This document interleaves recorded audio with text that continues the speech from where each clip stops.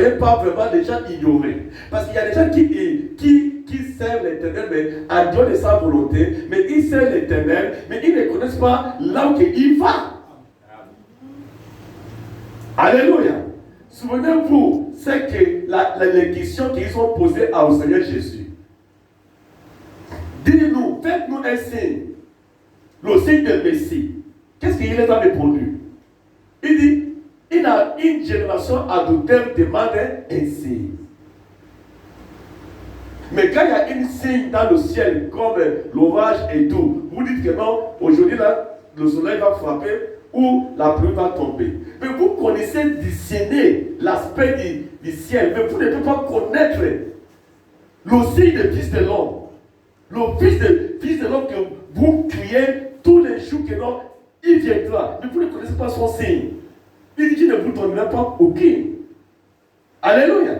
Mais elle-même, il sait qu'il y a quelque chose. Il y a quelque chose, mais elle-même, ils vont à l'église, ils ne connaissent pas comment ça s'est passé. Mais l'Éternel est devant eux là, et demande un signe. Mais il sait que non, pour l'avènement de Christ, il doit avoir un signe. Mais est-ce qu'il les a donné cela? Il ne les a pas donné. Mais il a révélé ce signe à ceux que le cœur a disposé. Regarde, il a révélé ce signe à la femme Samarie. Mais pourquoi les gens qui cherchent ce signe-là, il ne les a pas donnés? Donc, l'Éternel fait ce qu'il veut faire. Mais au jour d'aujourd'hui, on va découvrir, entrer pour découvrir les choses que le message que Dieu nous a donné. Beaucoup de gens ont le message. Mais qu'est-ce qui est le message? Qu'est-ce que le message dit? Où que le message nous amène? Quand Jésus était venu, il nous a amené, il nous a apporté un message. Quand Jean est venu, il a apporté un message. Quand Noé était, il a apporté un message. Quand Moïse était apparu en Égypte, il a apporté aussi un message. Parce que s'il n'y a pas un message, les peuples ne peuvent pas savoir là où il va. Aujourd'hui, le monde est en train de tourner. Parce que sans l'œil, on ne peut pas savoir là où nous, on met le pied. Alléluia. Mais Dieu nous a bénis et nous sommes heureux. Acclamons le Seigneur Jésus-Christ. Maintenant, nous sommes maintenant on va en étape par étape, selon les questions des disciples. Nous allons étape par étape, comme ces 3 questions. Alléluia. Et ces 3 questions, c'est ce qui compose, ce qui close Matthieu 24 tout entière. Mais en lisant Matthieu 24, nous pouvons aussi espérer que non, toutes ces choses-là, c'est à l'avenir. Mais c'est pourquoi nous prenons vraiment le temps en train de les décoder par le message que l'Éternel a donné son serviteur, William Marion Branham. C'est le message. Et c'est pourquoi, quand nous comprenons ce message, nous sommes vraiment bien assis et heureux. Et nous voulons les programmes, c'est que l'Éternel est en train de le faire pour ne pas être en retard. Pour ne pas adorer l'Éternel en vain.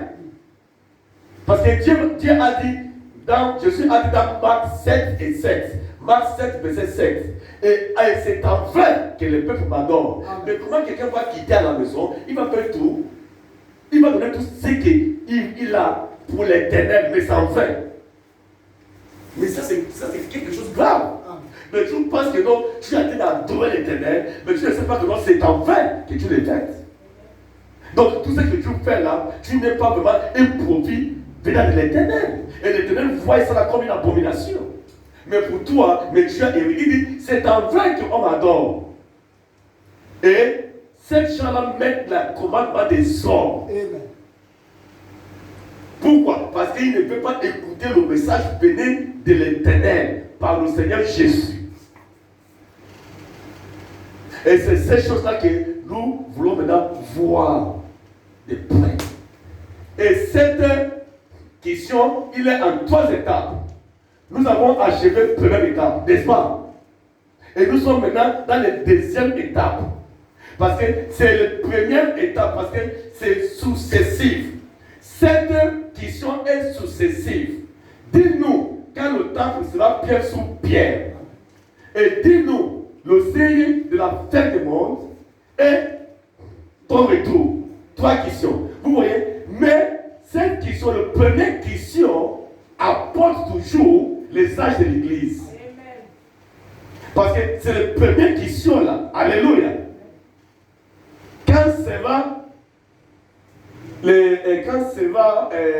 Lorsque le temple sera pierre sur pierre. Et quand le temple a été pierre sur pierre, et c'est là que les âges de l'Église ont installé. Nous avons vu ça dimanche passé, n'est-ce pas? Car beaucoup de gens ne pensent pas que non, quand Jésus était sur terre ici, mort, ravi dans la gloire, et qu'il avait cette étoile dans sa main. Beaucoup de gens disent que non, après Jésus, il n'y a pas un autre messager. Alléluia. C'est la vérité parce que Daniel, l'ange Gabriel a dit à Daniel, après que le Messie sera retranché, crucifié, il n'y aura pas un successeur. Écoutez, il n'y aura pas un successeur, donc celui qui va le suivre, comme une personne. Écoutez, comme une personne unique comme Jésus. C'est pourquoi moi je vous ai dit que non, tu vas vous répondre à cette question-là. Amen. La Bible est la vérité. Et Dieu tient toujours sa parole. Il dit, après Jésus retranché, il n'y aura pas un successeur. Qu'est-ce que le Saint-Esprit, qu'est-ce que l'ange veut dire par là? C'est comme, on peut dire, le pasteur, il est parti, n'est-ce pas? Le pasteur est parti. Maintenant, il va avoir un successeur ici dans l'église. Parce que des têtes ne peuvent pas rester. Amen. Il se peut que donc, Frère Baouchi qui est là, le Saint-Esprit utilise encore. Il vient. Alléluia. Il va commencer à conduire les peuples. Donc c'est ça que vous voyez quand vous discutez avec l'islam. Ils ont dit que non, c'est Mohamed. Parce que Jésus est venu avant Mohamed. Ils ont dit que non, j'ai déjà discuté avec des grands imams, des grands musulmans. On discute. Mais quand il faut dire que non, quand ils discutent, tu écoutes aussi l'impression. Parce que si tu ne l'écoutes pas, tu n'es pas d'abord savoir aussi là où ils ont incarné. Puis il parle quand tu lui dis que non, voilà, quand Jésus a dit cela, il est en train de pointer les Mohamed. Mais la Bible dit que non, après que Jésus parle, il n'y aura pas un successeur. Parce qu'un successeur, c'est que c'est un leader, une seule personne, et qui va maintenant conduire aussi le peuple. Parce que tu ne peux pas donner un autre message si ce n'est pas comme ça que Jésus a donné. Parce que lui, c'est un message personnel, un message unique pour un message unique, personnel.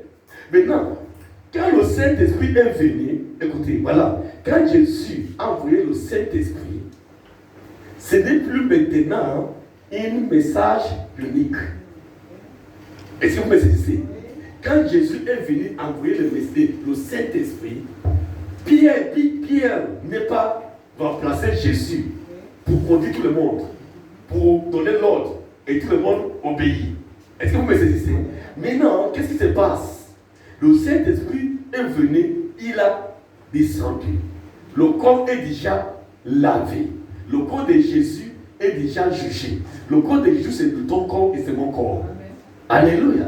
C'est quand même quand tu es malade, tu peux dire que non, Jésus, est-ce que ton corps peut être le corps qui était malade? Tu l'as déjà ressuscité. Parce que tu es le corps de Jésus. Nous sommes le corps de Jésus. Jésus n'est pas un corps physique. C'est quand même beaucoup de gens l'attendent que non, ils viennent physique. Il ne va pas venir physique. Parce que le corps de Jésus, c'est ton corps qui est là. Amen. Quand tu es malade, tu dis Jésus, tu sais que ton corps est malade. Mais tu as déjà payé le prix. Maladie qui ne va quitter. Alléluia. Amen. Et le corps là ne peut pas aussi juger. Parce que le corps là est Dieu a jugé déjà le corps de Jésus qui nous représentait tous. Amen. Et c'est pourquoi, quand Paul a eu la révélation, il a